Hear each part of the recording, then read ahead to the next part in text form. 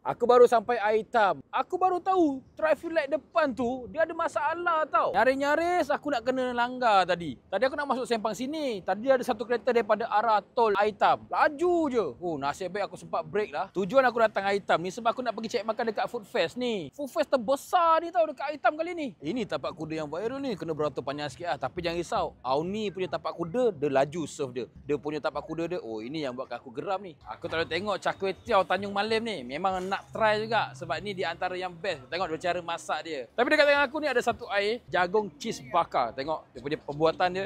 Siap ada salai api atas air aku ni. B untuk apa? B untuk baby crab crispy. Kita tengok ni. Oh, banyak pilihan yang ada tu. Ini semua yang rangup-rangup. Tengok dia punya ayam penyet dia. Tak nak kalah-kalah tu. Besar-besar gabak tu. Dengan ikan pun besar agak. Air sebelah je kan. Tengok macam-macam air. Ini namanya biskut berasap. Oh, abang ni punya buatan daripada macam ni sampai jadi macam ni. Dia tuang. Last kali jadi macam ni. Oh, ini adalah chicken tenders yang best by Poto Fries. Kalau kau nak tahu, chicken tenders ni dia celup setiap satu. Bismillahirrahmanirrahim. Cuma satu. Okey. Yang ini mesti korang tak pernah boring. Ini adalah king crab, snow crab. Ni memang best juga. Dia ada oyster. Dia ada sotong gurita. Semua ni dia jual siap masak lagi. Mama Popia ni kalau ada memang aku wajib singgah. Sebab apa? Dia punya Popia Big Mac dia memang best tau. Bismillahirrahmanirrahim.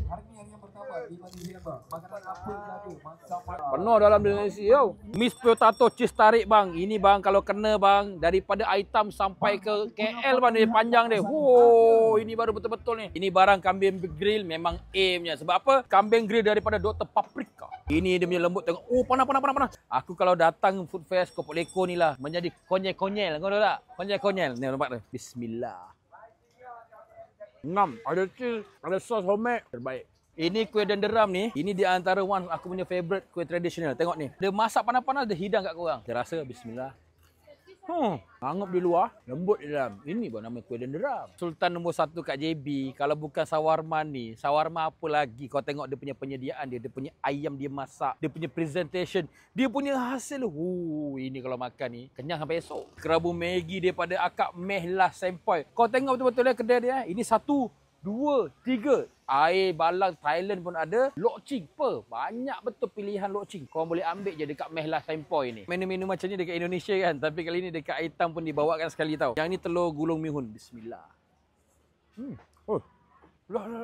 Teringin nak makan mihun utara daripada Pak Tam kat sini pun ada juga tau. Kunafa Abang Handsome ada juga tau kat sini. Yang tempura ni tak boleh tahan ni aku. Aku nampak benda ni mesti ambil juga. Kau tengok ada punya yang ini. Ini di antara yang best juga dekat sini. Dia punya nasi kaumok dia.